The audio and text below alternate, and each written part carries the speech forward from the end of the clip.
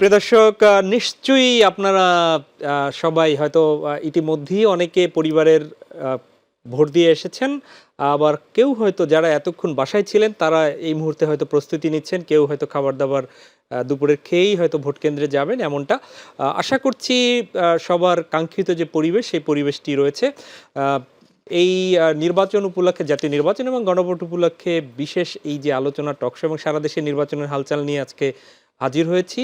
আমি মাহবুব সৈকত এবং সাথে রয়েছেন সিনিয়র সাংবাদিক এবং রাজনৈতিক বিশ্লেষক কাজী রওনাক হোসেন। স্বাগত জানাচ্ছি আপনাকে। রওনাক ভাই, এখন পর্যন্ত যতটুকু দেখেছেন সবকিছু মিলে আপনার একটু বিশ্লেষণ পর্যবেক্ষণ শুনতে চাই। আমি প্রথমেই যেটা বলবো যে আমি এই নির্বাচন টোটাল প্রক্রিয়ার সাথে প্রার্থী, ভোটার এবং নির্বাচন কমিশন সবাইকে আমি ধন্যবাদ এবং সাধুবাদ জানাতে চাই। এখনই? এখনই হ্যাঁ, জানাতে চাই এই কারণে জি। যে একটা কথা আছে, মর্নিং শোজ দ্য ডে। আচ্ছা। আজকে সকাল থেকে আমি কিন্তু অন্তত 12 থেকে 14টা সেন্টার ঘুরে এসেছি, কেন্দ্র ঘুরেছি। জি। সব জায়গাতেই যেই উৎসাহ, উদ্দীপনা এবং স্বতঃস্ফূর্ত প্রাণোচ্ছলতা, জি। এটা দেখার পরে আমার যেটা মনে হয়েছে যে না, আমরা সম্ভবত আমাদের কাঙ্ক্ষিত যেই লক্ষ্য সেদিকে আমরা এগিয়ে যাচ্ছি, সামনের দিকে এগোচ্ছি আমরা। এগোচ্ছি।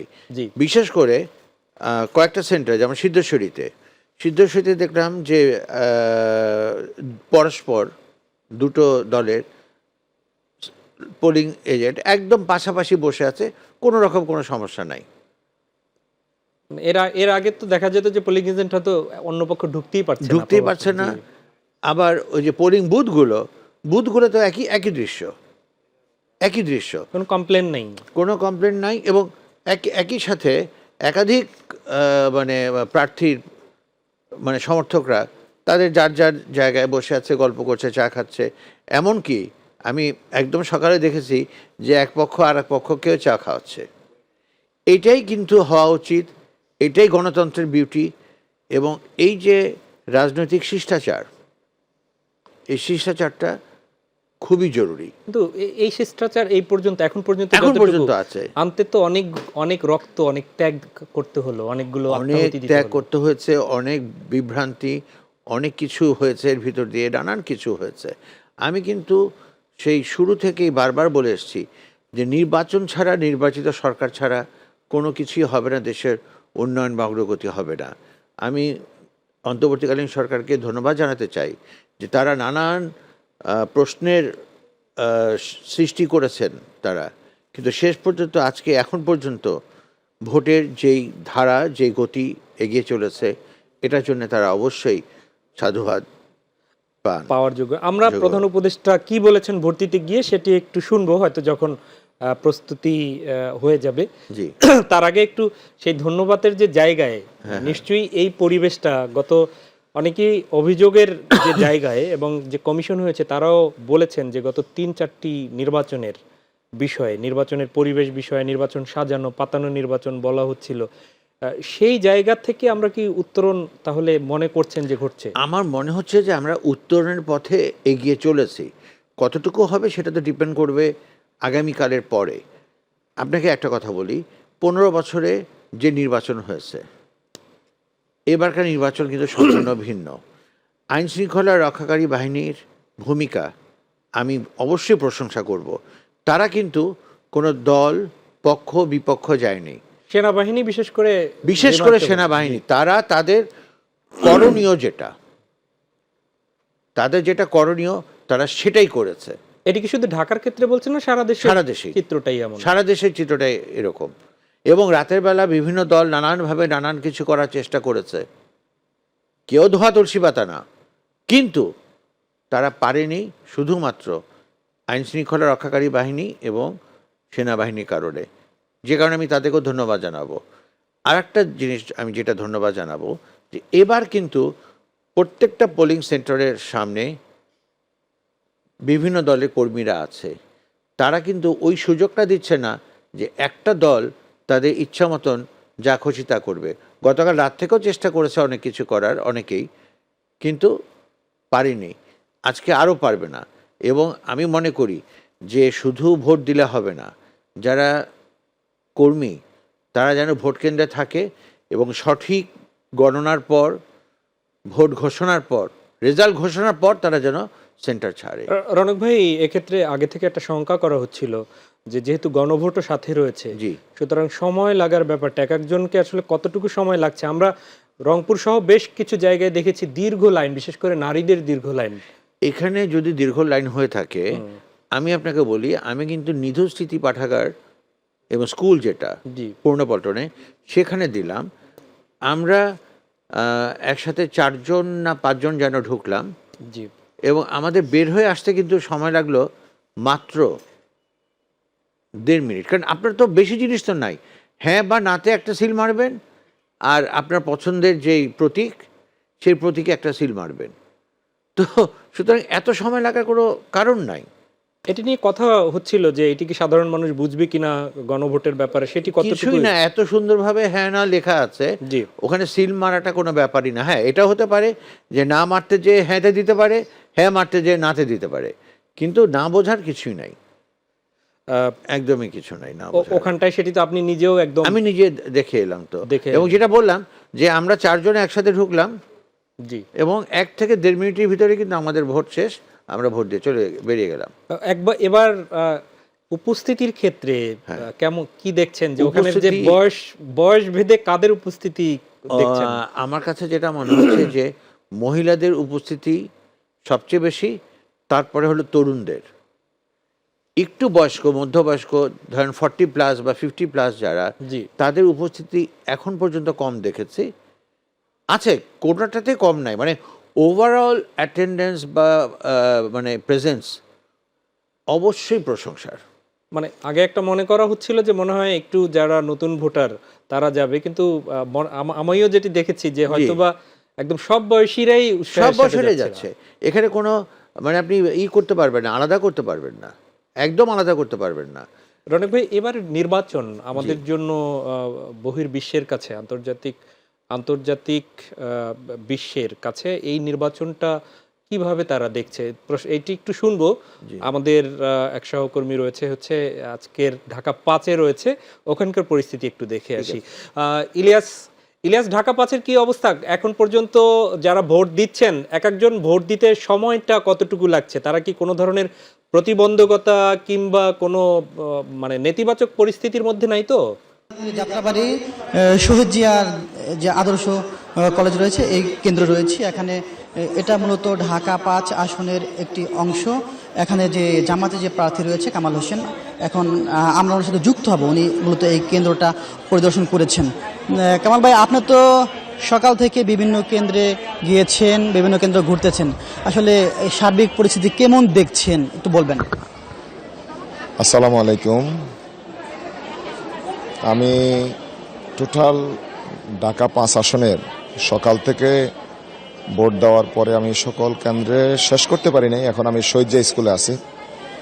এখন পর্যন্ত যতটুকু দেখছি, কিছু কিছু কেন্দ্রে 2-1টা অপ্রীতিকর ঘটনা ঘটার চেষ্টা করা হয়েছে। সেখানে আপনার আইনশৃঙ্খলা রক্ষাকারী বাহিনী এবং সেনাবাহিনীর সদস্যরা ভূমিকা রেখেছেন। বিশেষ করে মানে আমাদের মান্নান স্কুলে একটা পরিস্থিতি তৈরি করার চেষ্টা হয়েছিল। গত রাতে শামসুল্লাহ খান স্কুলে পরিস্থিতি তৈরি করে সেখানে কেন্দ্র দখলের জন্য একটা পরিস্থিতি তৈরি করা হয়েছিল। গত রাতে আসলে একযোগে সকল কেন্দ্র মানে এখানে দখল করার চেষ্টা করা হয়েছিল। বিশেষ করে শহীদ জিয়া স্কুল, এখানে ideal school and college, Shamsullah Khan school and college, তারপর শেখ দি আবদুল্লাহ মোল্লা স্কুল অ্যান্ড কলেজ, তারপর আপনার দারুন নাজাত মাদ্রাসা। আমরা এখন যেটা দেখছি সেটা হচ্ছে, এখন আমাদের ভোটাররা আসতেছেন, আইনশৃঙ্খলা রক্ষাকারী বাহিনীর সদস্যরা তারা ভূমিকা রাখছেন। আমরা মনে করি এই অবস্থা যদি চলতে থাকে, মানে সবাই যদি ভোটাধিকার তারা নিশ্চিত হয়, তাহলে আমি মনে করি এই ভোটাধিকার নিশ্চিত যদি আমরা করতে পারি, তাহলে এখানে আমাদের দাঁড়িপাল্লা বিপুল ভোটে বিজয় লাভ করবে ইনশাল্লাহ। শুধুমাত্র ঢাকা 5 নয়, সারা বাংলাদেশে দাঁড়িপাল্লার বিজয় লাভ হবে ইনশাল্লাহ। জায়গায় যে আপনি সমস্যা দেখছেন, আসলে সেই ক্ষেত্রে আইন শৃঙ্খলা বাহিনীর আসলে ভূমিকা কি দেখছেন? আইন শৃঙ্খলা রক্ষাকারী বাহিনী আমি ইতিবাচকভাবে দেখছি। আমি আইন শৃঙ্খলা রক্ষাকারী বাহিনীর সাথে কথা বলছি এবং যেখানে মব সৃষ্টি করার চেষ্টা করা হয়েছে আমি সেখানে তাৎক্ষণিকভাবে কথা বলছি, আইন শৃঙ্খলা রক্ষাকারী বাহিনীদের সাথে পরামর্শ দিচ্ছি এবং সেক্ষেত্রে তারা পদক্ষেপ নিচ্ছে। আপনার আসনের অনেক মধ্যে ধন্যবাদ, ঝুঁকিপূর্ণ অনেক কেন্দ্র কি- ধন্যবাদ ইলিয়াস। জি, অনেক ধন্যবাদ রনক ভাই। জি। শুনলেন একজন প্রার্থী, আমরা যদিও পরিদর্শনের সময় পেয়ে গিয়েছি, হ্যাঁ, হ্যাঁ, তার বিচ্ছিন্ন কয়েক ঘটনার কথা বলেছে, আবার আইন শৃঙ্খলা বাহিনীর যে এটি নিয়ন্ত্রণের সেটিও শুনেছেন যে সে পজিটিভ বিচ্ছিন্ন বলেছে। ঘটনার এখানে কিন্তু একটা টেকনিক্যাল গ্যাপ আছে। উনি বলেছেন বিচ্ছিন্ন ঘটনার চেষ্টা করা হয়েছে, চেষ্টা করা হচ্ছে। বিচ্ছিন্ন ঘটনা ঘটেছে কিন্তু বলেনি। বিচ্ছিন্ন ঘটনার চেষ্টা করা হয়েছে এবং সেটা প্রতিহত করা হয়েছে। Right, right. তো কাজে বিচ্ছিন্ন ঘটনা ঘটেছে তা কিন্তু বলা যাবে না। সোফার এখন পর্যন্ত কোথাও কোনো অপ্রীতিকর ঘটনা ঘটেনি, চেষ্টা হয়েছে কিন্তু ঘটেনি। আমরা একটু সামনের দিকে আগাই, সম্ভবত জি। ঢাকা আর্ট ওইটি সিদ্ধেশ্বরী এলাকায় আছেন আমাদের স্কেলিটন, আমরা একটু তার ওখানে দেখে আসি। লিটন, আপনি যেখানে রয়েছেন সেখানের ভোটের পরিবেশ কেমন, আইন শৃঙ্খলার পরিবেশ বা কেমন, একটু নিশ্চিত করবেন কোনো অভিযোগ অনুযোগ আছে কিনা? প্রথমেই আপনাকে ধন্যবাদ জানাচ্ছি। আসলে আমি সিদ্ধেশ্বরী উচ্চ বালিকা বিদ্যালয়ে রয়েছি। এখানে ভোটারদের উপস্থিতি বলতে চাই, সকাল থেকে বেলা বাড়ার সাথে সাথে কিন্তু ভোটারদের উপস্থিতি বেড়েছে।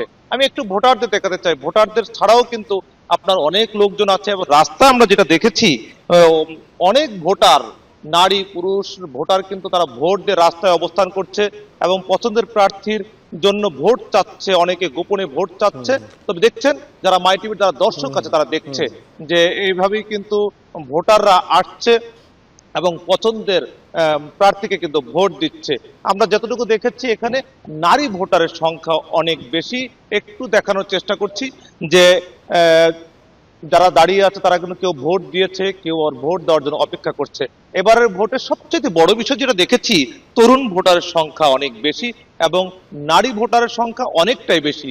একদম যারা বয়স্ক তারাও কিন্তু ভোট কেন্দ্রে এসেছে, অনেকে হুইল চেয়ারে এসেছে, হুইল চেয়ারেও কিন্তু ভোট দিতে এসেছে। একটু দেখানোর চেষ্টা করছি, দেখছেন যে নারী ভোটাররা কিন্তু লাইনে দাঁড়িয়ে তাদের পছন্দের প্রার্থীকে ভোট দিতে এসেছে এবং এই ক্ষেত্রে সবার যারা ভোটার, নারী পুরুষ যারা ভোটার রয়েছে তাদের সঙ্গে কথা বলার সুযোগ হয়েছে যে তারা ভোট কেন্দ্রে আসতে তাদের কোনো ধরনের বাধা বিপত্তি পেরোতে হয়েছে কিনা। সেই ক্ষেত্রে কিন্তু তারা বলেছে কোনো ধরনের বাধা আসেনি এবং ভোট কেন্দ্রে পছন্দের প্রার্থীকে কিন্তু তারা ভোট দিচ্ছে। একটু আমরা ভিতরে দেখার চেষ্টা করছি যে কক্ষে আসলে ব্যালট নেওয়া হয়, ব্যালট বাক্সে ব্যালটটি দেওয়া হয়, সেটি দেখানোর চেষ্টা করছি। দেখছেন যে এইভাবেই কিন্তু ভোটাররা, নারী ভোটাররা কিন্তু ভোট দিচ্ছে এবং গোপন যে কক্ষটি ওখানে কিন্তু পছন্দের প্রার্থীকে ভোট দিচ্ছে। এবং যতটুকু দেখেছি এখানে এখানকার যে প্রিজাইডিং অফিসার তার সঙ্গে কথা বলেছি। দেখছেন যারা মাই টিভি যারা দর্শক তারা দেখছে এভাবেই কিন্তু পছন্দের প্রার্থীকে ভোট দিচ্ছে এবং ব্যালট বাক্সে কিন্তু ভোট যে বাক্স আছে সেখানে কিন্তু তারা লিটন, একটু জানানোর সুযোগ আছে জানেন কিনা যে যে এই ভোটারের হেয়ানা ভোট রয়েছে, আপনি যে কেন্দ্রে আছেন সেখানে কতজন ওই কেন্দ্রে ওই বুথে কতজন আসলে ভোটার এবং এরই মধ্যে কতজন ভোট প্রয়োগ করেছে? এটি যদিও স্থানভেদে বেশি কম হবে, একটু চেষ্টা করেন।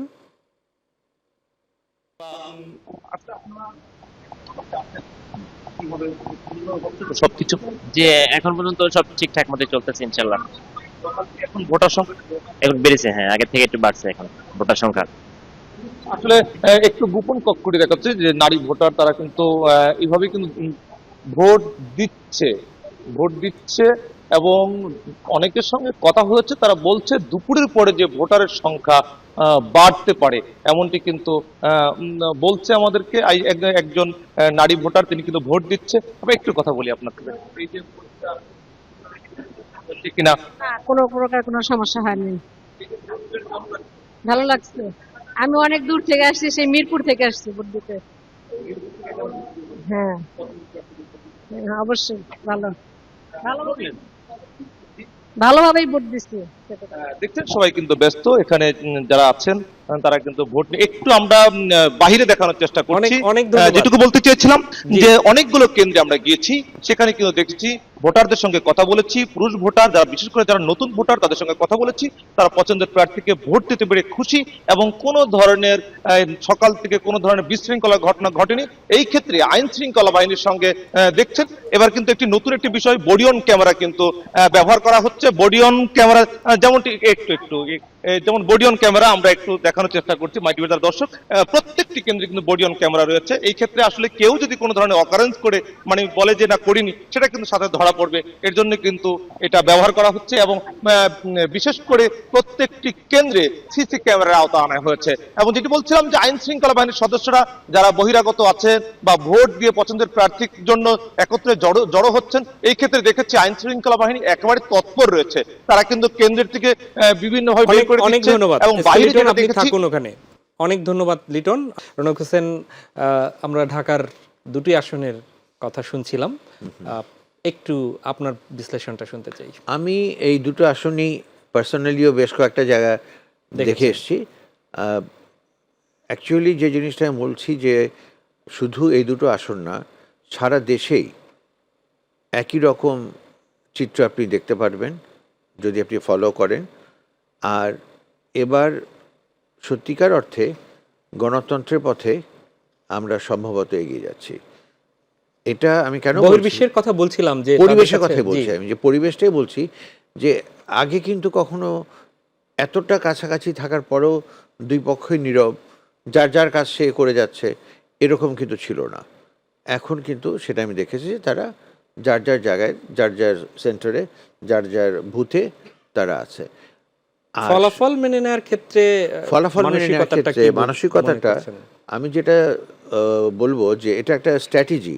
যেমন শফিক, জামাতে ইসলামের আমির ডক্টর শফিক, উনি বলেছেন যে ছোটোখাটো ভুল ত্রুটি আমরা মেনে নিব, বড় কিছু হলে আমরা মানব না।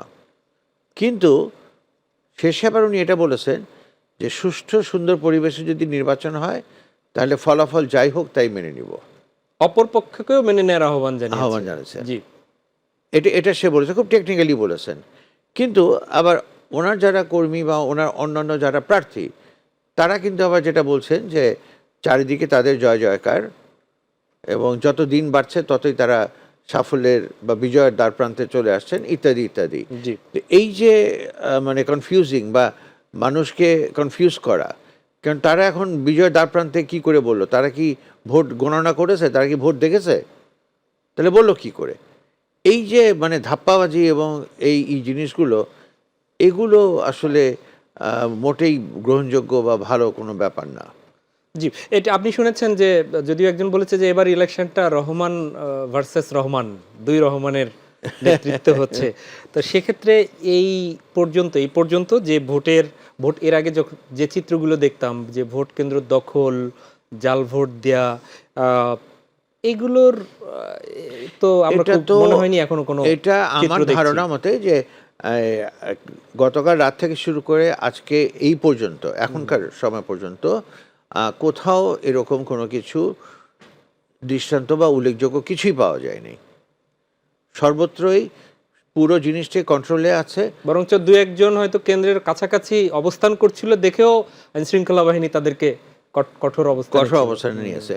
এবং আমি বলবো যে আইন শৃঙ্খলা রক্ষাকারী বাহিনীর এটাই রোল হওয়া উচিত। They should play the same role for each and every one. তারা কোনো দলের না, তারা কারো পক্ষ না বিপক্ষ না, তারা শুধুমাত্র তাদের যেটা রুল অফ প্রসিডিংস সেটা ফলো করলেই হয়ে যায়।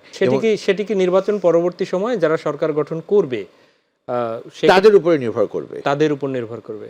এখন কিন্তু এই মুহূর্তে আমি আপনাকে বলবো যে আমার সবচেয়ে ভালো লাগছে যেটা, এই মুহূর্তে এই আইনশৃঙ্খলা রক্ষাকারী বাহিনী যেই ভূমিকায় আছে, কোনো অ্যাগ্রেসিভ ভূমিকা না কিন্তু কঠোর, এবং যে ভূমিকা আছে এই ভূমিকাটা যদি কন্টিনিউ করে তাহলে দেশের উন্নতি হবে। এখন যেই প্রধানমন্ত্রী হওয়ার পরে সে যদি আইজিকে ডেকে বলে যে এই দুর্নীতির বিরুদ্ধে কঠোর হও, কিন্তু এরা আমার লোক, এদেরকে কিছু করবা না, তাহলে কিন্তু শেষ হয়ে গেল। তালগাছটা রাখতে হবে তার জন্য যদি হয়, মানে বিচার মানি তালগাছ আমার।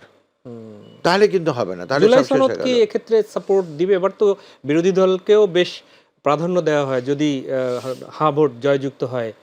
এখন এইগুলো সবকিছুই আপেক্ষিক, হ্যাঁ, বলা মুশকিল। তবে একটাই যেটা আমি মানে খুবই আনন্দিত যে অন্তত গণতন্ত্রের পথে আমরা হাঁটা শুরু করেছি।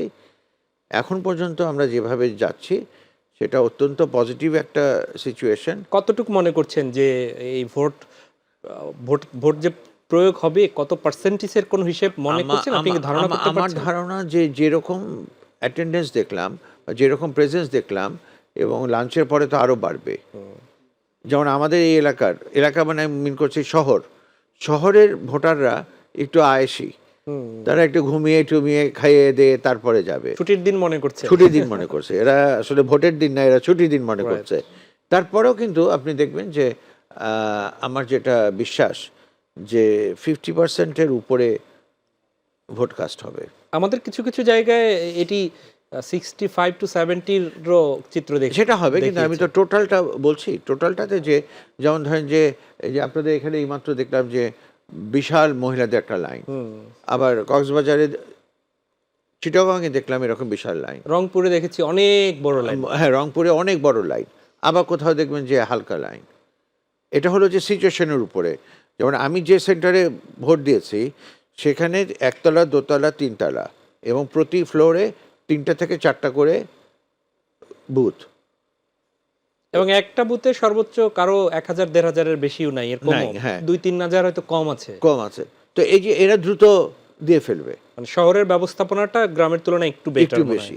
আর গ্রামে তো এত রুম নাই, এত জায়গাও নাই, ফলে ওখানে একটা রুম বা একটা রুম বানিয়ে সেখানে তার অনেক বেশি দিতে পারবে না, ফলে ওখানে আপনার লাইনটা বড় দেখায়, লোকের উপস্থিতি বড় দেখায়। পর্যবেক্ষক এবং বিদেশি যে পর্যবেক্ষকরা আছে, অবজারভার যারা টিম আছে, তাদের সাথে আপনার কথা হয়েছে? হ্যাঁ, আমার দুটো গ্রুপের সাথে কথা হয়েছে। তারা কিন্তু এখন পর্যন্ত যা হচ্ছে তারা খুব স্যাটিসফাইড, এবং তারা বলেছে যে ইলেকশন তো এরকমই হওয়া উচিত।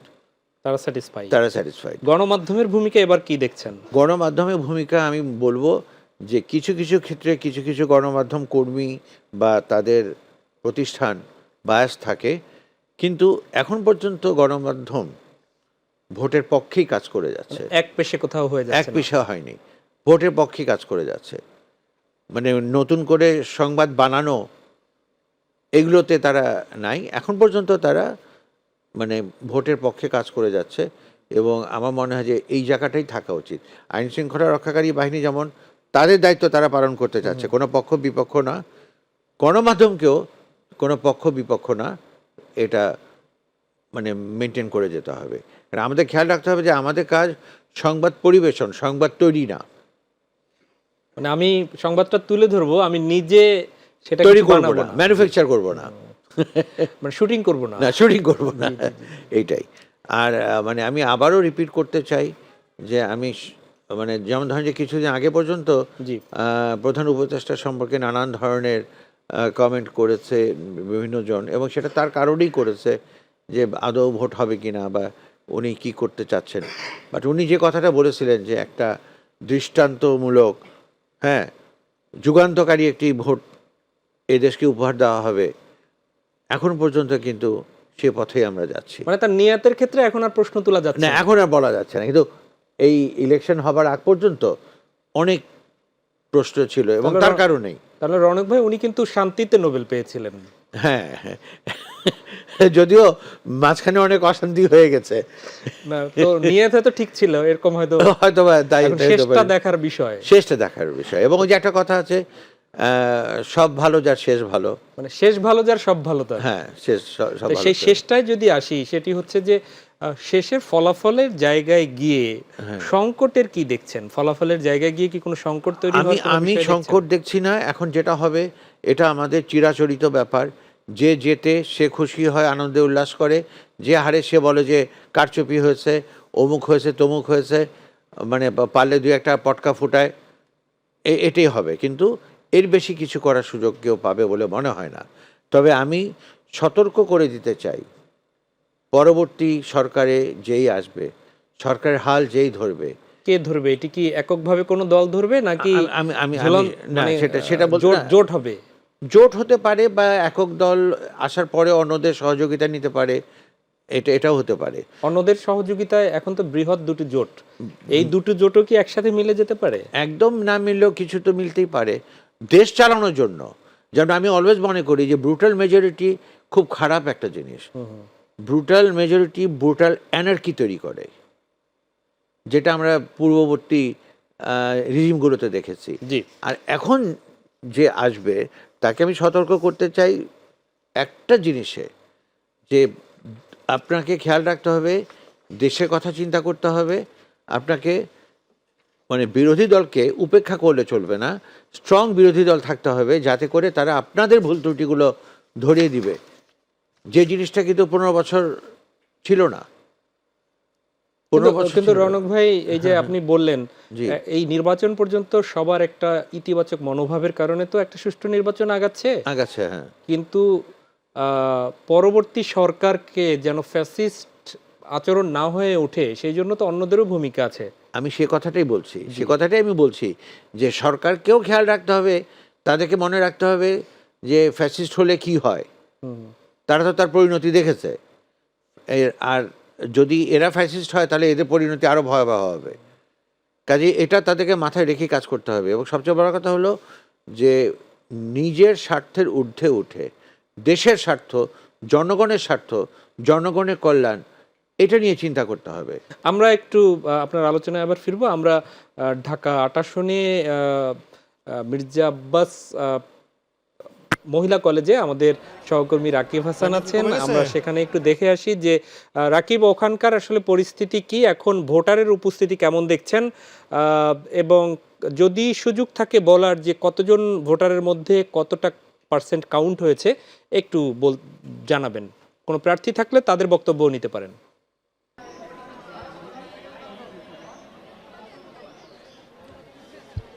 ধন্যবাদ মাহবুব। আসলে আমরা সকাল থেকেই কিন্তু বিভিন্ন কেন্দ্রে ঘুরে বেরিয়েছি এবং সংবাদ সংগ্রহের জন্য। আমরা এখন যে কেন্দ্রটিতে রয়েছি এটি শাহজাহানপুর মির্জা আব্বাস যেই ডিগ্রি কলেজটি, মহিলা ডিগ্রি কলেজটি রয়েছে, সেই কলেজেই রয়েছি। এই কেন্দ্রেই কিন্তু অল্প কিছুক্ষণ আগেই আমরা দেখতে পেয়েছি যে এই কেন্দ্রে বিএনপি সমর্থিত যে প্রার্থী মির্জা আব্বাস কিন্তু এখানে ভোট প্রদান করেছেন এবং ভোট প্রদান করে কিন্তু তিনি আমাদের সাথে কথা বলেছেন। একটি বিষয় আমরা জানি যে এই কেন্দ্রটি কিন্তু মির্জা আব্বাস ভোট প্রদানের আগেই ঠিক এক মুহূর্তেই কিন্তু এই কেন্দ্রটি পরিদর্শনে এসেছিলেন। আমরা জানি যে এনসিপির যে প্রার্থী রয়েছেন সে এই কেন্দ্রটিতে এসে কিন্তু আমাদের সাথে কথা বলেছেন এবং নাসিরউদ্দিন পাটোয়ারি তিনি আমাদেরকে যে বিষয়টি জানিয়েছেন যে আসলে একটি অভিযোগ করেছিলেন যে এই কেন্দ্রটিতেই নাকি তার এজেন্টকে সকালে কয়েক ঘন্টা প্রবেশ করতে দেওয়া হয়নি, পরে আইন শৃঙ্খলা রক্ষাকারী বাহিনীর সহায়তায় সে এখানে প্রবেশ করেছেন এবং এই কয়েক ঘন্টা আসলে এই কেন্দ্রটিতে কি হয়েছে সেটি জানেন না এবং সেই বিষয়ে কিন্তু এই বিএনপির প্রার্থীর কাছে তিনি প্রশ্ন রেখে গেছেন এবং তিনি আরও যে বিষয়টি বলেছেন যে সকাল থেকেই অন্যান্য কেন্দ্রগুলোতে কিন্তু নির্বাচন সুষ্ঠু এবং সুন্দর হচ্ছে এবং শাপলাগলির পক্ষে মানুষ ভোট দিচ্ছে, গণজোয়ার উঠেছে এবং তার ভূমিধস বিজয় হবে। তার একটু পরেই কিন্তু আমরা দেখতে পেয়েছি এই অঞ্চলটিতে যে সন্তান এবং যার নামে এই কলেজটি করা হয়েছে মির্জা আব্বাস, যিনি ধানের শীষ প্রতীকে যিনি প্রার্থীতা যিনি নির্বাচন করছেন, তিনি কিন্তু এখানে এসে ভোট দিয়েছেন। এটি তার নিজের এলাকা, তাই তার জনসমর্থনও অনেক বেশি।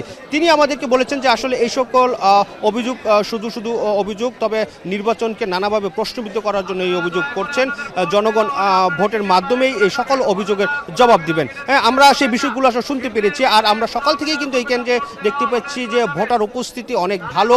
সকাল থেকেই দীর্ঘ লাইনে দাঁড়িয়ে কিন্তু সাধারণ মানুষ বা ভোটাররা এখানে ভোট দিচ্ছেন।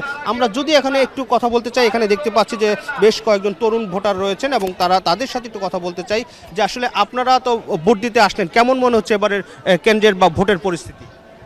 ভালো। মনে হচ্ছে। আমি আরেকজনের সাথে একটু কথা বলতে চাই যে আসলে তাদের কাছে জানতে চাই এবার আসলে ভোটের পাশাপাশি কিন্তু গণভোটও হচ্ছে, সে বিষয়টি আপনাদের কেমন লাগছে বা আপনি নতুন প্রজন্ম হিসেবে কি মনে করছেন? আমার কাছে মনে হচ্ছে যে একসাথে করে ফেলতেছে, এটা ভালোই, খারাপ না। ভোটের সার্বিক পরিস্থিতি কেমন মনে হচ্ছে? সব দিক দিয়ে আলহামদুলিল্লাহ ঠিক আছে। তো এখন পর্যন্ত তো কোনো নৃশংস ঘটনা বা বিচ্ছিন্ন কোনো ঘটনা পাইনি। জি, ধন্যবাদ আপনাকে। আমি আরো একজন সাথে একটু কথা বলতে চাই যে আসলে আপনিও দীর্ঘক্ষণ লাইনে দাঁড়িয়ে আছেন ভোট দেওয়ার জন্য। কেমন মনে হচ্ছে ভোটের পরিস্থিতি, এবং এর সাথে আরেকটি বিষয় যে গণভোটের বিষয় রয়েছে, গণভোট হচ্ছে, সে বিষয়টি আপনারা কিভাবে দেখছেন? না, আলহামদুলিল্লাহ ভালো। যে পরিবেশ গতবারের তুলনায় এখন মনে করেন সবাই নিজেরা লাইন ধরে হলো ভোটটা দিতে আসছে। প্রচুর পরিমাণে তার গণভোট তো জানেনই, সরকার গণভোট হিসাবে আমাদের আরেকটা ভোটের সুযোগ করে দিয়েছে। প্রত্যেকবার তো আমাদের একটা করে ভোট হতো, এবার তো দুটো ভোট, দুটো দিব ইনশাল্লাহ। জি, আপনাকে ধন্যবাদ। আমরা একটু কয়েকজন নারী ভোটার রয়েছেন এখানে, একটু বয়স্ক, তাদের সাথে একটু জানতে চাই যে আপনারা কি এখন ভোট দিতে যাচ্ছেন? কেমন মনে হচ্ছে ভোটের পরিস্থিতি? আপনারা ভোট দিয়েছেন, কেমন মনে হচ্ছে ভোটের পরিস্থিতি? পরিস্থিতি ওভারঅল ভালোই লাগছে, ইনশাল্লাহ সবই ভালো দেখলাম, আলহামদুলিল্লাহ আমরাও দিতে পারছি সুস্থভাবে। এবার তো আসলে দুইটি ভোট দিতে হচ্ছে, একটি হচ্ছে জাতীয় নির্বাচন এবং গণভোট। সেই গণভোটের বিষয়টি গণভোট আর এই প্রথম হচ্ছে আমাদের দেশে, এই প্রথম। হ্যাঁ, ভোট আগেও হয়েছে না ভোট, কিন্তু এইবারই প্রথম দিলাম। এখন ওভারঅল দেখি কি হয়। হ্যাঁ, অনেক জি, ধন্যবাদ। একটু আমরা একটু জানতে চাই আপনার সাথে কেমন কেমন মনে হচ্ছে? অনেক ধন্যবাদ আসসালামু ভাইকে। আলাইকুম। মানে এবার আমার কাছে যেটা মনে হচ্ছে, আমরা তো একটু বয়স্ক সিরিজের অবশ্য অনেক কিছু দেখে আসছি, মানে একটা রাকিব, উৎসব। অনেক ধন্যবাদ। আপনি সাথে থাকুন আমাদের নিশ্চয়ই পরবর্তী সংবাদগুলোতে এবং অনুষ্ঠানে আপনাকে যুক্ত করব। রৌনক ভাই, আপনার মন্তব্য শুনতে চাই। দেখলেন এটাই তো সব জায়গায় হচ্ছে, মানে এখন পর্যন্ত সবার মুখে কিন্তু একটাই কথা, যে এখন পর্যন্ত সুষ্ঠু সুন্দরভাবেই ভোট গ্রহণ হচ্ছে, প্রথম 2 ঘন্টায় ঢাকার কোনো কোনো কেন্দ্রে 13% পর্যন্ত ভোট কাউন্ট হয়েছে। জি। আর এরা অবশ্য দুজনের একজনও বলতে পারলো না যে কত পার্সেন্ট ভোট কাস্টিং হয়েছে। এটি বাইরে ছিল, তারা কেন্দ্রের মধ্যে হয়তো থাকলে জিজ্ঞেস করতে করতে পারতো, সেটাই। জি। তবে আমি যেটুকু উপস্থিতি দেখছি, উপস্থিতি দেখে আমি যেটা মনে করছি যে মানে 50% হয়তো বা ক্রস করে যাবে। একটা বিষয় রৌনক ভাই দেখেছেন কিনা যে ভোট দেওয়ার পরে কি মানে খোশ মেজাজে একটা উৎসব মুখর মুডে বসে বসে ওখানে সময় পাস করছে, গল্প সবাই পাস করছে, বাসায় যাওয়ার কিন্তু তারা নেই। এবং এটা মূল কারণটা হলো যে এবার তারা প্রথমে যে ভয়টি ছিল যে কি হয় কি হয় কি জানি কি হয়, সেই ভয়টা কিন্তু কেটে গেছে সকালের পর। জি। এবং আইন শৃঙ্খলা রক্ষাকারী বাহিনী তারা প্রমাণ করে দিয়েছে তাদের যা করণীয় তারা করছে, ফলে কারোর ভেতরে কোনো ভয় নাই। একটু আমরা গোপালগঞ্জের তথ্য দেখছিলাম, জি, সেখানে নিয়ে কিন্তু সবার একটু উৎসুক ছিল। ছিল। সেখানের আমাদের যারা প্রতিনিধি আছে তারা কিন্তু বলছেন যে, এবং দেখিয়েছেও বিভিন্ন গণমাধ্যম, যে সেখানেও শান্তিপূর্ণ, যদিও উপস্থিতির ক্ষেত্রে একটু মানে ঢাকার তুলনায় অন্য জায়গার তুলনায় কিছুটা কম। জি, সেটা হতেই পারে। এখানে নানান ধরনের ব্যাপার আছে, কি বলবো, ইমোশনাল ব্যাপার আছে, আবেগের ব্যাপার আছে, নানান কিছু আছে। সেই থেকে হয়তো বা অনেকে ভোট দেওয়া থেকে বিরত আছে। কিন্তু ওভারঅল সিচুয়েশনে যে ব্যাপারটা, যে গন্ডগোল হওয়া, দখল করা, ভোট কেন্দ্র দখল করা, ব্যালট বাক্স ছিনতাই করা, সে ৭৩ সাল থেকে ব্যালট বাক্স ছিনতাইয়ের ঘটনা আমরা দেখে আসছি। তো এইটা ন্যাচারালি এটা তাদের ক্ষেত্রে কিছুটা চিন্তার ব্যাপার হতে পারে, আবেগের ব্যাপার হতে পারে। কিন্তু ওভারঅল আপনি আমি তো প্রত্যেকটা এলাকারই খবর নেওয়ার চেষ্টা করছি, এবং তাতে দেখেছি যে এখন পর্যন্ত কোথাও অপ্রীতিকর ঘটনা ঘটে নাই। আপনি খেয়াল রেখেন, যেটাই বলেছে যে চেষ্টা হয়েছে, মানে ঘটতে গিয়েছিল কিন্তু ঘটে গেছে, এরকম কোথাও নাই। আমরা একটু সাভার থেকে, ঢাকার পার্শ্ববর্তী সাভার থেকে একটু ঘুরে আসি। সেখানে আমাদের সহকর্মী খায়রুল রয়েছেন এবং একজন প্রার্থীও রয়েছেন। সেই প্রার্থীর সাথে আমরা কথা বলে জানার চেষ্টা করব যে তার ওপিনিয়ন কি, এখন পর্যন্ত তিনি কেমন দেখেছেন। খায়রুল, আমাদেরকে একটু জানান।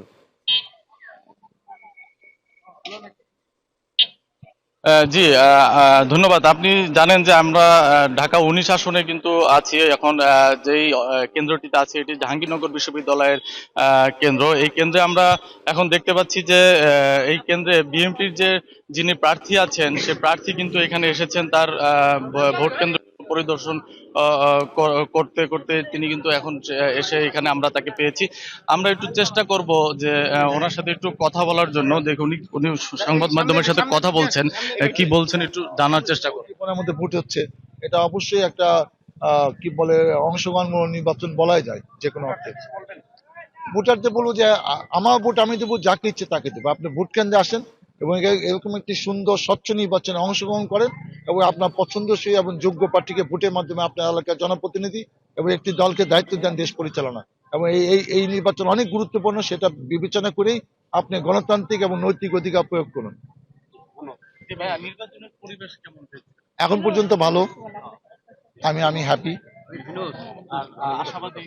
আমি আশাবাদী, কারণ যেভাবে স্বতঃস্ফূর্ত সারা দেখছি সব জায়গায় বিএনপি লোকেরা উৎসাহ উদ্দীপনায় ভোট দিচ্ছে, সবার ব্যাচ পড়া, সবাই আমার সাথে হাসি মুখে হ্যান্ডশেক করছে, কুশলাদের জিজ্ঞেস করছে, তাতে মনে হচ্ছে এরা বেশিরভাগই আমাকেই ভোট দিবে, এবং এর জন্য আমি বিজয়ের ব্যাপারে খুবই আশাবাদী।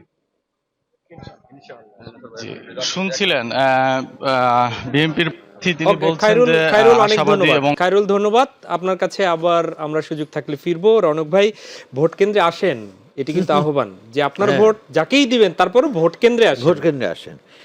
এটা কিন্তু একটা ইউনিক ব্যাপার, যে এটা কিন্তু ডক্টর শফিকও এই আহ্বান জানিয়েছেন, সেনাপ্রধানও সেই সেনাপ্রধানও আহ্বান আহ্বান জানিয়েছেন। জানিয়েছেন, প্রধান প্রফেসর উপদেষ্টাও। ইউনূস এটা জানিয়েছেন, মির্জা ফখরুল ইসলাম উনিও কিন্তু, মির্জা ফখরুল আলমগীর উনিও কিন্তু ঠাকুরগাঁয়ে ভোট দিয়ে বের হয়ে হেঁটে বলেছে তারেক রহমানও কিন্তু বলেছেন যে সুন্দর দিনের প্রত্যাশার কথা। প্রত্যাশার কথা। এবং সবচেয়ে বড় কথা হলো যে এটাই তো হওয়া উচিত গণতন্ত্রের পথযাত্রায়, যে সবাইকে ডাকেন, আপনি আসেন, আপনার যাকে খুশি তাকে ভোট দেন, কিন্তু ভোটটা দেন, আপনি আপনার নাগরিক অধিকারটাকে প্রয়োগ করেন। আপনি আপনার নাগরিক অধিকারের দাবি করবেন, প্রয়োগ করবেন না, তাহলে তো হবে না, ঘরে বসে থাকলে তো হবে না। এবং আমি যেটা মনে করি যে শুধু আইন শৃঙ্খলা রক্ষাকারী বাহিনী কখনোই সব কিছু করতে পারবে না, তাকে সহযোগিতা করতে হবে রাজনৈতিক দলগুলোর, সাধারণ জনগণের। এবং এবার কিন্তু সাধারণ জনগণ এই জিনিসটাকে পাহারা দিচ্ছে। বিশেষ করে জেনজিরা তো একদমই হ্যাঁ। মনে হয় এই জেনজিরা বিষয়টির একদম ব্যাপারে। মানে কোনোভাবে ছাড় দেবে না। এবং জেনজিদের ভেতরেও যে ভাগ হয়ে গেছে, মানে 24শে জুলাইয়ের জেনজি আর এখনকার যেটা, এর ভেতরে কিন্তু অনেক ফাঁক আছে, অনেক ভাগ আছে। তো সব কিছু মিলেই, ভালো মন্দ মিলে একটা সুন্দর নতুন বাংলাদেশ, নতুন গণতন্ত্র সুন্দরভাবে এগিয়ে যাবে, এটাই আমরা প্রত্যাশা করছি। রনক ভাই, কিন্তু এই আমরা মোটামুটি ঢাকা, পার্শ্ববর্তী অঞ্চল, বিভাগীয় শহর, জেলা শহর এগুলোর খবর কিন্তু ভালোভাবে পাচ্ছি। হ্যাঁ। কিন্তু উদাহরণ যে ঠিক আছে একদম তৃণমূল, যেখানে হয়তো নদীমাতৃক এলাকা, সুবর্ণচর কিংবা রাঙাবালি, এই জায়গাগুলো, সুন্দরবনের পাদদেশের যেগুলো কিংবা পাহাড়ি অঞ্চল, সেগুলো কিন্তু গণমাধ্যম কিন্তু অতটা যেতে পারেনি। সেগুলোর না, ওটা আসলে তো যেতে পারবে না, কারণ 43,000 পোলিং সেন্টার, 43,000 পোলিং সেন্টারে প্রতিনিধি পাঠানোর মতন বাংলাদেশে কোনো গণপ্রতিনিধি মানে গণমাধ্যম নেই। তাহলে সেগুলো কি অন্ধকারে থেকে যাবে নাকি অন্ধকারে থাকবে না, সেগুলো কোনো না কোনোভাবে আসবে। একটু হয়তো দিলে হচ্ছে, দিলে হচ্ছে, কিন্তু সেগুলো মোবাইল তো আসবেই। আছে সাথে তাদের। প্রচুর সময় আছে, এটা হয়তো ভোট প্রদানের পরেও আসতে পারে। কিন্তু যেটা দেখতে হবে যে কোথাও যদি কোনো গন্ডগোল হয়ে থাকতো, কোনো ব্যত্যয় ঘুরে থাকতো, জি, তাহলে এতক্ষণে আমাদের কাছে খবর চলে আসতো, এবং সেটা নিয়ে যার পক্ষে বা বিপক্ষে তারা সোচ্চার হয়ে উঠতো। তো সেই জন্য বলছি যে ওই প্রত্যন্ত অঞ্চলকে নিয়ে চিন্তা করলেও আমাদের কোনো মানে কাজ হবে না। আমরা যা দেখছি, যা চোখের সামনে ভেসে উঠছে, সেটাকেই আমরা ধরে রাখতে চাই যে প্রত্যন্ত অঞ্চলে একই দৃশ্যের প্রতিফলন ঘটবে, আমরা আশা করতে চাই সেটা। এবার নিশ্চয়ই একটি বিষয় অস্বীকার করারও তো কোনো উপায় নেই, সেটি হচ্ছে যে বিগত দিনে, বিগত একদম 1.5 দশকে যারা ক্ষমতায় ছিল, যারা ফ্যাসিবাদী সরকারের সাথে ছিল, তাদের হয়তো যারা চিহ্নিত অপরাধ যারা করেছেন তারা অনেকে পালিয়ে গেছেন, কিন্তু তাদের মৌনভাবে সাপোর্ট যারা করতেন তারা তো দেশে রয়েছেন। তো তাদের ভোটগুলো আসলে কোথায় যাবেন? তাদের ভোটগুলো কোথায় যাবে সেটা বলাটা খুব মুশকিল। এখানে দুটো দিক আছে। একটা দিক হলো যে আওয়ামী লীগ বা ফ্যাসিস্ট সরকার যেভাবে জামাতের শীর্ষস্থানীয় নেতাদেরকে ফাঁসি দিয়েছে, সেটা কতটুকু যৌক্তিক, কতটুকু অযৌক্তিক, এগুলো তো বিচারের ব্যাপার, আমি সেটাতে যেতে চাই না। এটা তো জামাত নিশ্চয়ই ভুলে যাবে না। না, ওটি যাবে না। পাশাপাশি কিন্তু ট্রাইব্যুনাল থেকে যখন আজহারুল ইসলামের রায় বের হলো, তখন বলেছে যে এগুলো অন্যায়ভাবে এগুলো করা হয়নি, জাস্টিস ঠিক ছিল না। জাস্টিস ঠিক ছিল না। আমি সেজন্য বললাম যে যেহেতু বিচারের ব্যাপার, আমি এখানে কমেন্ট করতে চাই না, কারণ আমি তো মানে এই ব্যাপারে পারদর্শী না। জি, জি। কিন্তু যেটা আপনি বললেন যে আজহারুল ইসলামের ব্যাপারে এটা এসছে, তো এটা তো তারা দেখেছে যে তাদের নেতাদেরকে কিভাবে মানে ফাঁসি দেওয়া হয়েছে। তো আওয়ামী লীগ যদি বুদ্ধিমান হয়, তাহলে নিশ্চয়ই তারা জামাতকে ওইভাবে সাপোর্ট করবে না, কারণ জানে যে জামাত যদি ক্ষমতায় এটি তো আসে, আপনার তাহলে কমেন্ট হয়ে গেল। হ্যাঁ আমি কমেন্টই করছি, এটা আমি জি। জেনে শুনে কমেন্ট করছি। সালাউদ্দিন কাদের চৌধুরী তো বিএনপির ছিল, আবার সেটিও তো বিষয়, হ্যাঁ সেটিও ছিল, তাকেও ফাঁসি দেওয়া হয়েছে। তাকেও ফাঁসি দেওয়া হয়েছে এবং সেটাও মানে বিচার প্রপার হয়নি বলেই দাবি করা হয়েছে। এখন এই যে দাবি করা হয় আবার ঘটনা ঘটিয়েও ফেলা হয়, এই দুটোর মাঝখানে একটা স্বচ্ছতা থাকা দরকার, জি। সেটা কিন্তু থাকে না। তো আমি যেটা বলছিলাম সেটা হলো যে তারা যদি এটা করতে পারে জানি না, কিন্তু তারা নিশ্চয়ই ওটা মাথায় রাখবে যে এটা তো কারো আমি হলে আমিও তো ছাড়তাম রনক ভাই, না। এটি কি বিবেচ্য হবে নাকি গত 1.5 বছরে বিশেষ করে 5 আগস্টের পরে যাদের ছায়া পেয়েছে বা যারা একটু শেল্টার দিয়েছে তাদের ক্ষেত্রে তারা এগিয়ে যাবে, কোনটা বিবেচনায় আসবে? এখানে শেল্টারের ব্যাপার আছে, শেল্টারের ব্যাপারটা যেমন আছে, পাশাপাশি তাদের বিরুদ্ধে মানে রুষ্ট যারা বিভিন্ন কথা বলেছে, যারা তাদেরকে বারবার, একটি দল কিন্তু ফ্যাসিস্ট নানান কথা বলেছে, আরেকটি দল কিন্তু কোনো কমেন্ট করেনি, কিন্তু তারা চুপচাপ থেকেছে। আর সবচেয়ে বড় কথা আমি আপনাকে বলতে চাই, স্পষ্টভাবে বলতে চাই, বাংলাদেশে আওয়ামী লীগের যারা অন্যায় করেছে, যারা চুরি করেছে, যারা টাকা পাচার করেছে, সেরকম সংখ্যা বাদ দিলেও মানে মৌনভাবে আওয়ামী লীগের সমর্থন করে তাদের সংখ্যা 2-3 কোটির নিচে না। এই এত বিশাল একটা জনগোষ্ঠীকে ইগনোর করে বা ফ্যাসিস্ট বানিয়ে আপনি কিন্তু দেশ চালাতে পারবেন না। আপনাকে বাছাই করতে হবে, তাদেরকে কারেক্ট পথে আনতে হবে এবং তাদেরকে নিয়েই আপনাকে এগোতে হবে, না হলে তাদের একই ভোটগুলো ঘটনা তাহলে একক বাক্সে যাবে না মনে না করছেন? না, এটা ডিভাইডেড হবে। ডিভাইডেড হবে। ধর্মীয় সংখ্যালঘু যারা রয়েছেন এদের তো ভোট ব্যাংক মনে করা হতো, তো জি আমরা একটু নির্বাচন কমিশনের সচিব কথা বলছেন, আমরা একটু সরাসরি তার কথা শুনি, তারপর আপনার কাছে ফিরবো। চলে যাচ্ছে। কারণে কোনো ভোট কেন্দ্রে ভোট গ্রহণ স্থগিত বা বন্ধ করা হয়নি, সবকটাতেই চালু আছে। যে আপনার আরেকটা প্রশ্ন ছিল, আরেকটা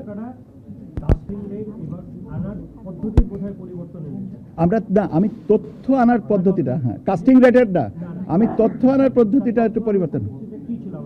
আমাদের পদ্ধতিটা আগে ছিল যে আপনার প্রিজাইডিং অফিসাররা সেন্টার থেকে ডেটাটা দিতেন, এখন আমরা এটাকে নিয়ে আসছি আপনার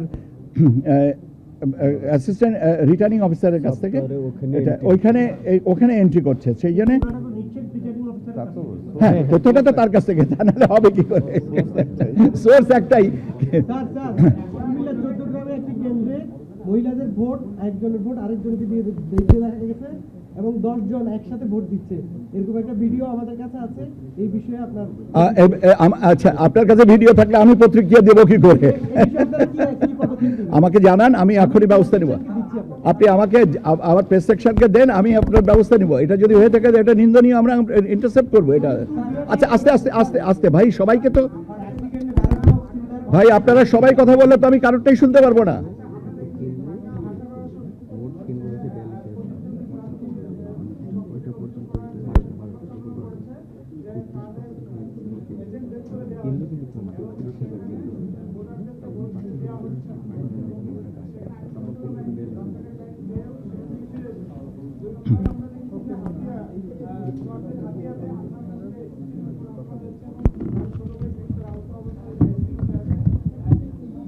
আমি আপনাকে প্রথমেই বলেছি, আমরা যে সমস্ত বিচ্ছিন্ন কিছু ঘটনা ঘটেছে এবং এটা দুর্ভাগ্যজনক, এরকম হওয়া উচিত না, এরপরেও যেটা ঘটেছে সেটা নিন্দনীয়, নাম্বার 1। নাম্বার 2 হচ্ছে যে এটা ভোট কেন্দ্রের বাইরের বিষয়টা আইন শৃঙ্খলা বাহিনী তাৎক্ষণিকভাবে ব্যবস্থা নিচ্ছেন, এই হচ্ছে ব্যবস্থা। এখন স্পেসিফিক করে আপনি যদি জিজ্ঞাসা করেন যে অমুকের কতটুকু আহত হচ্ছে, এটা আমি বলতে পারবো না, আমাকে খবর নিয়ে বলতে হবে। হাতিয়ার ব্যাপারটায় এরকম আমাদের নলেজেরও আসছে, কিন্তু আমি আপনাকে বলেছি যে এটাতে ভোট গ্রহণ বাধা হয়নি, এখনো চলমান আছে, এইটাই হচ্ছে কথা। আর আপনি বললেন এজেন্টদের ব্যাপার, এই 18 আসনের আমার নলেজে নাই এখন পর্যন্ত, আপনি যেটা বললেন আমি খবর নিব এটা। আর আপনি যে ভিডিওটার কথা বলছেন আমাকে একটু দয়া করে দিবেন, আমি এটার ব্যবস্থা নিব। কুমিল্লার কথা বললেন,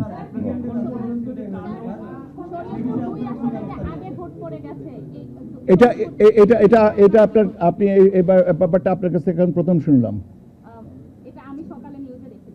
আপনি নিউজে দেখেছেন, ব্যাপার হচ্ছে যে এই জিনিসগুলো আপনারা যা এখন যেটা বলছেন, এটা যদি হয়ে থেকে থাকে আমাকে একটু জানান, আমরা ব্যবস্থা নেব। কিন্তু এখন যদি আপনাকে জিজ্ঞেস করেন, নিউজে তো অনেক নিউজই তো অনেক ধন্যবাদ।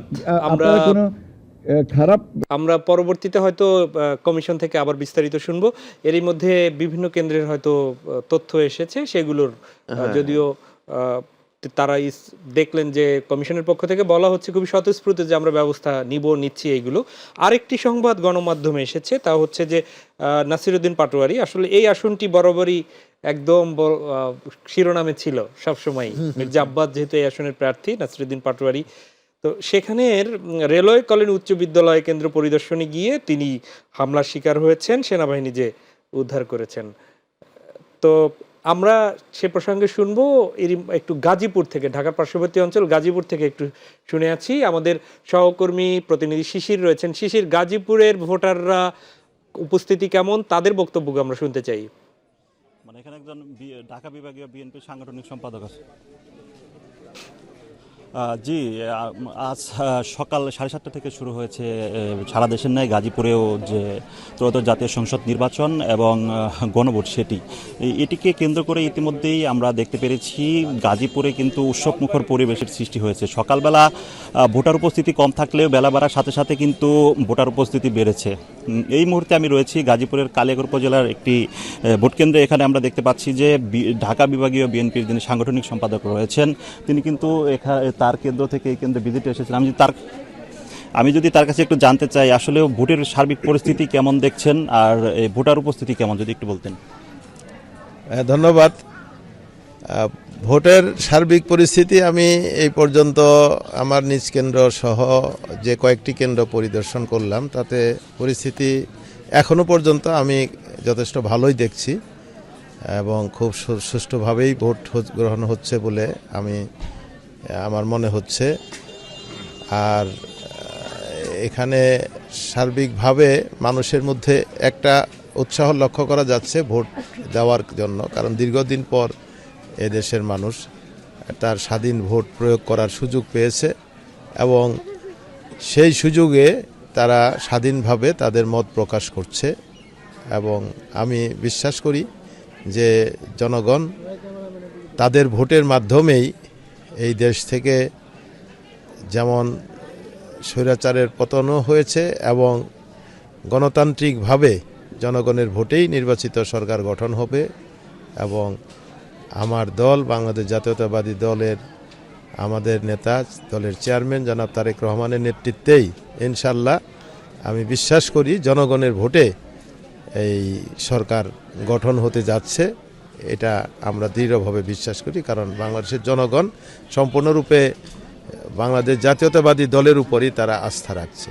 জি, যেমনটি শুনছিলেন, এখানে কিন্তু বিএনপির যিনি ঢাকা বিভাগের সাংগঠনিক সম্পাদক, তিনি যেমনটা জানাচ্ছিলেন, ভোটার উপস্থিতি কিন্তু বেশ ভালো।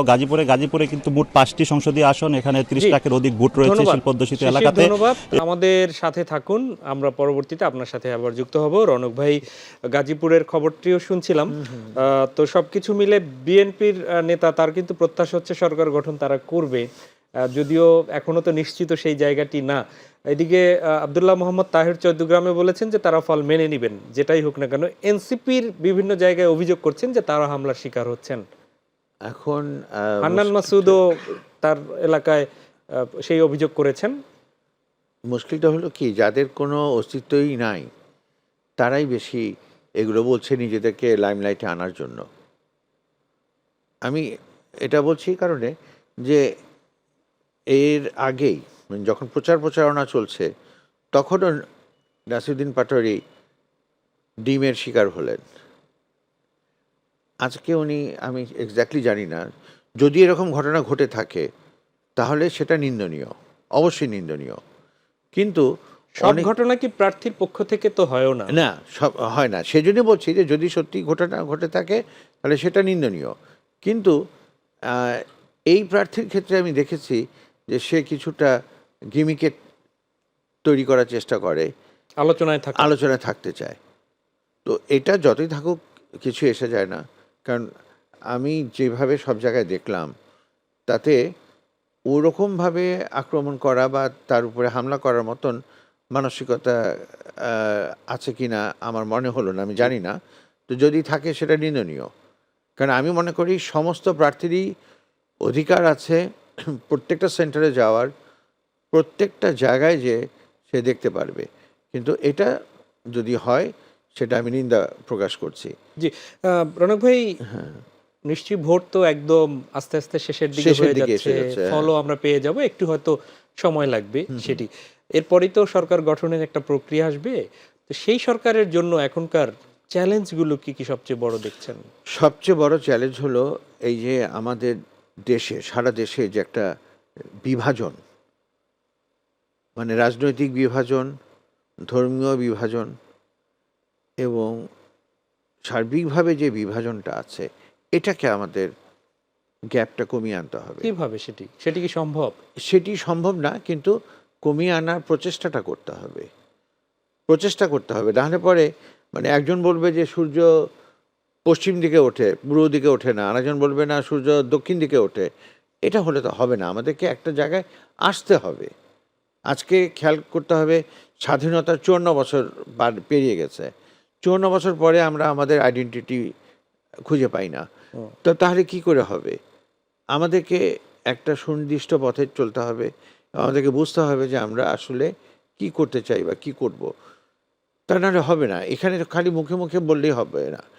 আর একটা জিনিস হলো যে বড় দল যে হবে, যে জিতবে, তার দায়িত্ব অনেক, এবং সেই দায়িত্বের ভিতরে সবচেয়ে বড় দায়িত্ব হলো সবাইকে নিয়ে মিলেমিশে দেশ চালানো। প্রতিহিংসা দিয়ে কিছু হবে না। সেক্ষেত্রে সবাই প্রায় বলছিলেন শাসক নয় সেবক হতে চাই, সেই সেবক হয়ে কতটা উঠতে পারবে? সেবক সে কতটুকু হতে পারবে এটা সম্পূর্ণ নির্ভর করবে তাদের মানসিকতা, তাদের দূরদৃষ্টির উপরে। তারা যদি অতীত ইতিহাস ঘাটে, আমাদের দুর্ভাগ্য হলো আমরা কেউ ইতিহাসের শেষ পাতাটা পড়ি না, যেখানে পরিণতিটা লেখা থাকে, এটা আমরা কেউ পড়ি না। ফলে আমরা বারবারই ওই ফাঁদেই পা দেই এবং দুর্ভাগ্যজনকভাবে সেই মানে কি বলবো, সেই জিনিসটাই আমাদের উপরে বর্তিয়ে যায়। এটা হলো সবচেয়ে বড় ব্যাপার। এখন পর্যন্ত শীর্ষ নেতা যারা, জি, তাদের বক্তব্য, বিবৃতি, তাদের সমাবেশের যে কথা বলা, সেগুলোকে তো ইতিবাচকই দেখা আমি যায়। আপনাকে বলবো যে এই ঢাকা ৮ আসনে মির্জা আব্বাস যেই ধৈর্যের পরিচয় দিয়েছে, আপনি এটা প্রশংসা না করে পারবেন না। ওনার সামনে দিয়ে আব্বাস চাঁদাবাজ করে স্লোগান দিয়ে গেছে, এবং সে খালি ইশারা দিলেই ওদের উপরে ঝাঁপিয়ে পড়তে পারতো, কিন্তু সে কিন্তু বলছে না, খবরদার কেউ কিছু, ওরা বলতে চাচ্ছে ওদের বলতে দাও, স্লোগান দিতে দাও, কিছু এসে যায় না। তো এই যে মানসিকতাটা, সহ্য করার ক্ষমতা থাকতে হবে। আমি এককভাবে কারো কথা বলছি না, আমি এটা একটা বললাম, এরকম সব জায়গাতেই কম বেশি সিচুয়েশন, হয়তো বা এই দল না হলে ওই দল। আমাদেরকে সহ্য করার ক্ষমতাটা বাড়াতে হবে, এবং তা না হলে পরে আমরা এগুলো থেকে কখনোই উত্তীর্ণ হতে পারবো না। সরকার গঠন প্রক্রিয়ার যে কথাটি বলছিলাম, সেটি হচ্ছে যে জোটই এগিয়ে থাকুক না কেন, তাদের যদি একক সংখ্যাগরিষ্ঠতা না পায়, তাহলে অন্য জোটে থেকে ছুটে আবার তাদেরকে সমর্থন দিতে পারে, এরকম কি, এটা কি হওয়া খুব অস্বাভাবিক? সমর্থন দেয়া না, আমি তো মনে করি যেটা, যে আসলে যে যা অবস্থা বুঝছি তাতে মনে হচ্ছে যে হয়তো একটি দলই সংখ্যাগরিষ্ঠতা পাবে, এবং সংখ্যাগরিষ্ঠতা পেলে তারাই সরকার গঠন করার অধিকার পাবে। এখানে আমার যে বক্তব্যটা হলো, তারা সরকার গঠন করার অধিকার পেল, তাদের নিজেদের স্বার্থেই শক্তিশালী বিরোধী দল রাখতে হবে, এবং কিছু লোককে তাদের নিতে হবে তাদের সাথে, যারা তাদের ভুল ভ্রান্তিগুলো ধরিয়ে দিবে এবং তাদের চলার পথটাকে কারেক্ট করবে। মানে ভুল ভ্রান্তি ধরিয়ে দিবে, কিন্তু সেই ভুলটাকে মানে আমি নিব কিনা সেটা একটা অনেক বড় কথা। এবং যে কথাটা আমি আপনাকে প্রথমেই বললাম, যে সম্পূর্ণভাবে নির্ভর করবে পরবর্তী সরকারের যে আসবে তার উপরে। এখানে আমি আপনাকে ছোট্ট একটা কথা বলি, একদম 30 সেকেন্ডে বলে দিচ্ছি। সেটা দেখেন যে এই যে দলীয় সরকারের অধীনে নির্বাচন ভালো হয় না, দলীয় সরকারের অধীনে, আমি কিন্তু কথাটা ক্লিয়ার জি। করে দেই, সেটা কিন্তু আবারও প্রমাণিত হয়ে গেল। জি, নিশ্চয়ই এই নির্বাচন শেষ অবধি এরকম শান্তিপূর্ণ পরিবেশে হবে সেই প্রত্যাশা রেখে প্রিয় দর্শক আমরা এখনকার মতো এই অনুষ্ঠান থেকে বিদায় নিচ্ছি। থাকুন মাই টিভির সাথেই। অনুষ্ঠান এবং টকশোর মাধ্যমে আমাদের প্রতিনিধিদের মাধ্যমে আমরা বিস্তারিত তুলে ধরতে পারবো। আল্লাহ হাফেজ।